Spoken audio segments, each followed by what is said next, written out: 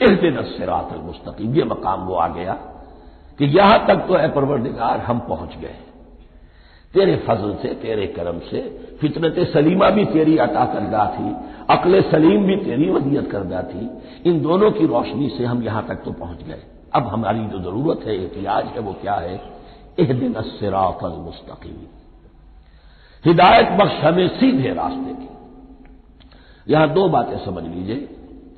انفرادی سطح پر انسان کے لیے نہ معلوم کتنے مرحلے آتے ہیں ہر روز کہ جس میں وہ ایک ٹھٹک کر کھڑا ہو جاتا ہے، یہ کروں یا یہ کروں، دو آلٹرنیٹو سامنے آ رہے ہیں، فیصلہ کرنا مشکل ہو رہا ہے۔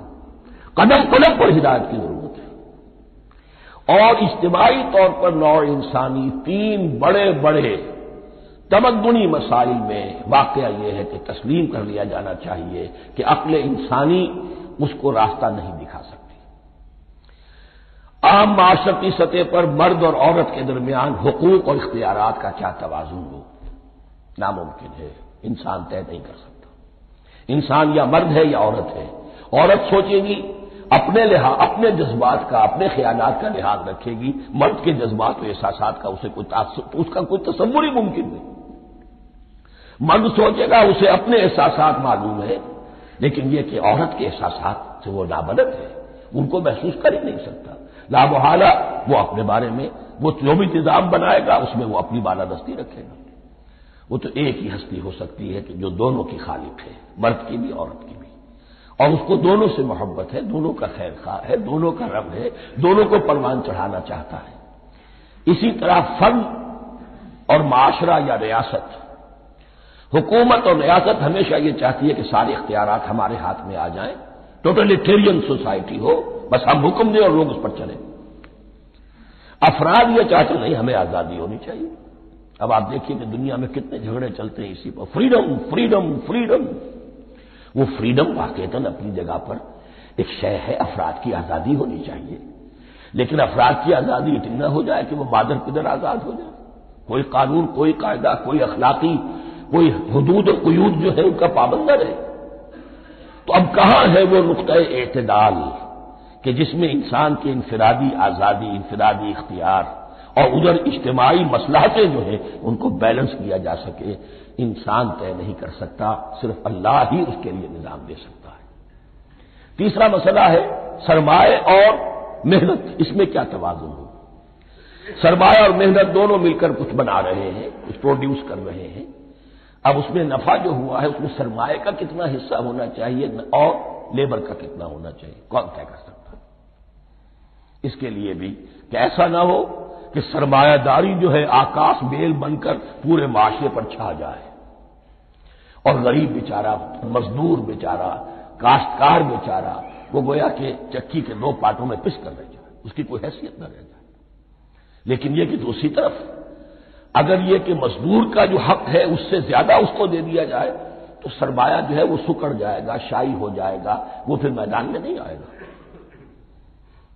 کیا کیا جائے؟ کون سا نقطہ عدل و اعتدال ہے؟ یہ تین مسائل ایسے ہیں، اہدنا الصراط المستقیم۔ تو یوں سمجھیے کہ ایک جو بنیادی ہدایت تھی، ایک اللہ کو پہچان لینا، یہ جان لینا کہ کل حسن و جمال اور تمام انعام و اکرام کا منبع اس کی ذات ہے، وہ رحمان ہے اور رحیم ہے، اور یہ جان لینا کہ مرنے کے بعد جی اٹھنا ہے، حساب کتاب ہے، فیصلہ ہوگا جزا و سزا کا، اور مختار مطلق اس دن کا اللہ ہے۔ پھر یہ عہد کر لینا ایاک نعبد و ایاک نستعین۔ اس کے بعد دعا، پروردگار ہمیں ہدایت پر قائم رکھ، ہماری ہدایت میں اضافہ فرما۔ اس ہدایت کے لفظ کو سمجھ لیجئے، بنیادی ہدایت، تفصیلی ہدایت، قدم قدم پر ہدایت، ہدایت پر ہدایت۔ والذین اہتدوا زادہم ہدی، جو لوگ ہدایت کے راستے پر آتے ہیں اللہ ان کی ہدایت میں اضافہ کرتا ہے۔ تو یہ قدم قدم پر ہمیں ہدایت کی ضرورت ہے اور مرحلہ وار ضرورت ہے۔ ہدایت اس کو بھی کہتے ہیں کہ کسی نے آپ سے کوئی پتہ پوچھا، آپ نے کہا ادھر جانا، پھر دوسری گلی میں مڑنا، پھر جانا دو تین لائٹیں چلے جانا، پھر مڑنا، وغیرہ وغیرہ، یہ بھی ہدایت ہے، نظری طور پر آپ نے بتایا ہے۔ ایک ہدایت یہ ہوئی کہ بھائی میں چلتا ہوں آپ کے ساتھ، میں آپ کو وہاں تک پہنچا دوں گا تاکہ آپ کو دقت نہ ہو، آپ نے منزل تک پہنچا دیا۔ ان دونوں کے درمیان، یہ تو میں نے ایک فرد کی مثال دی ہے، اللہ اور بندے کے درمیان نہ معلوم کتنے مراحل ہیں ہدایت کے۔ تو کسی وقت بھی انسان اپنے آپ کو ہدایت خداوندی سے مستغنا نہیں سمجھ سکتا، اور نہیں تو پروردگار جو ہدایت دی ہے اس کو ہدایت پر قائم رکھ۔ کیا پتا شیطان کا کوئی حملہ، کیا پتا ہمارے نفس کی کوئی شرارت کسی ایسے رخ پر ہمیں ڈال دے کہ اب تک کی ساری کمائی بھی ضائع ہو جائے۔ لہذا یہ نہ سمجھیے کہ جب یہ ساری چیزیں ان کو معلوم تھی، ان چیزوں کا تو اقرار کر رہے تو اب ہدایت کون سی مانگ رہے ہیں؟ تو ہدایت کا تو بڑا میدان کھلا ہوا ہے، اور اس ہدایت کی وہ جو میں نے آخری شکل آپ کو بتائی ہے کہ منزل مقصود تک پہنچا دے، یہ ہدایت بھی قرآن مجید میں اس معنی میں بھی لفظ آیا ہے کہ اہل جنت جب جنت میں داخل ہوں گے تو جو ترانہ حمد ان کی زبان پر اس وقت ہوگا وہ کیا ہے؟ الحمدللہ الذی ہدانا لہذا وما کنا لنہتدی لولا ان ہدانا اللہ۔ کل شکر اللہ کا جس نے ہمیں یہاں تک پہنچا دیا، ہدایت دی جہاں تک پہنچا دیا، اور ہم ہرگز نہ پہنچ پاتے، ہم ہرگز ہدایت یافتہ نہ ہو سکتے اگر اللہ ہی ہمیں ہدایت نہ دیتا۔ اہدنا الصراط المستقیم، سیدھا راستہ۔